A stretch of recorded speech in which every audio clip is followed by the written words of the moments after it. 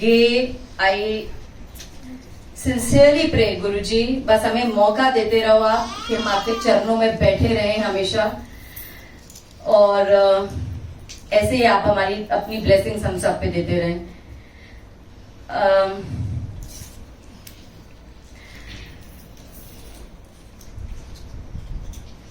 I really can't remember what to narrate today.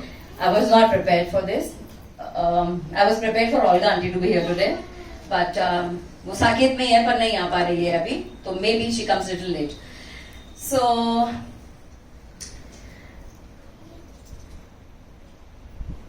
मैं आपको गुरुजी का सत्संग नरेट करती हूँ मेरी मदर की इलनेस के लिए.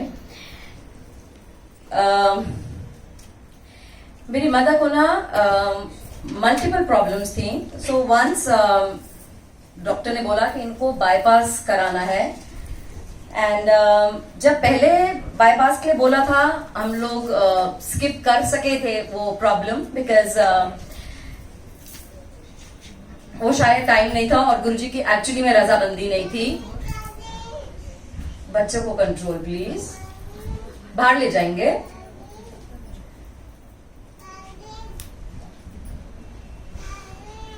जी प्लीज बेबी को बाहर ले जाएंगे या पीछे रूम में ले जाइए.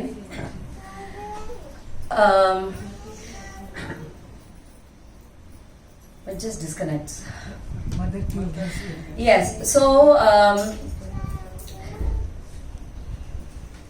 पहली बार जब मैं गुरुजी से इजाजत मांगने गई बाईपास की, तो इजाजत नहीं मिली.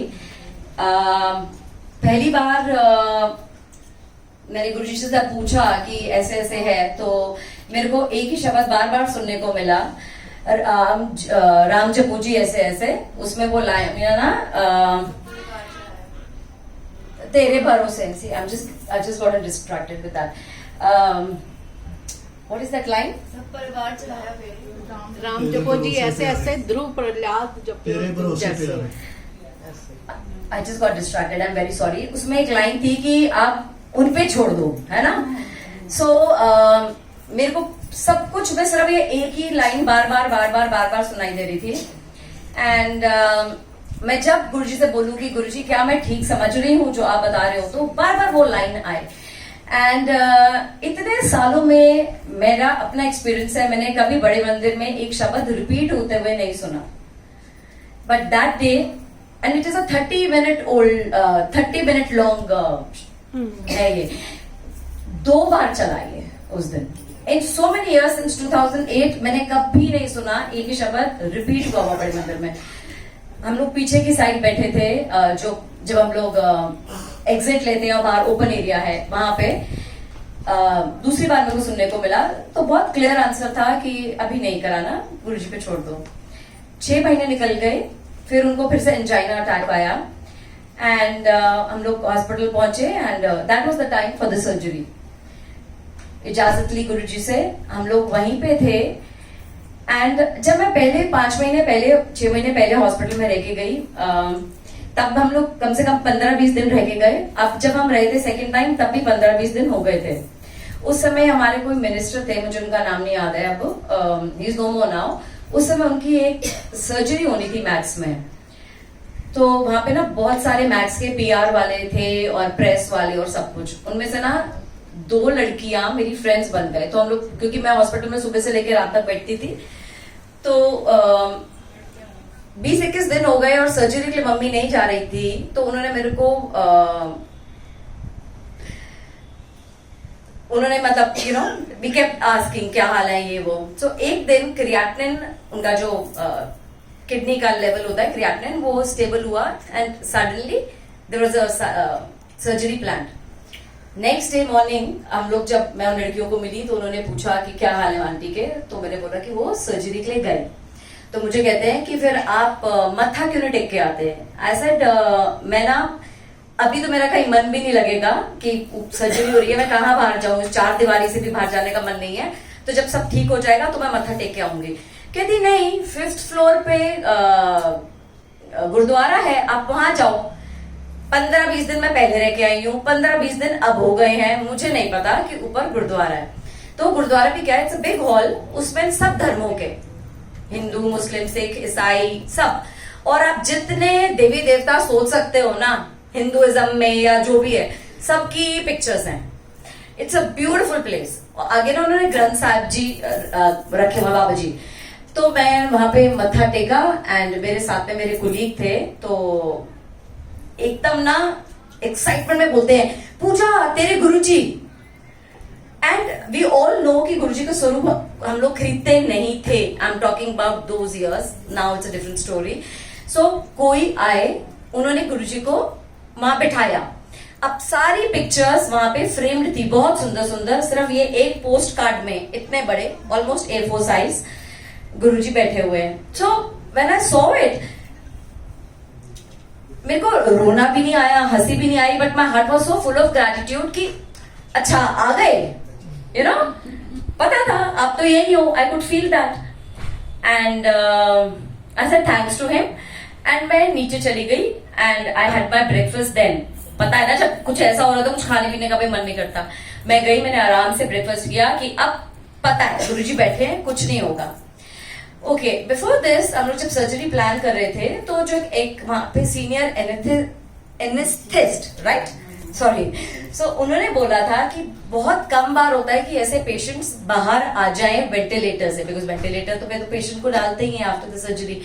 तो कहता है कि कुछ भी हो सकता है, सो बी प्रिपेयर्ड।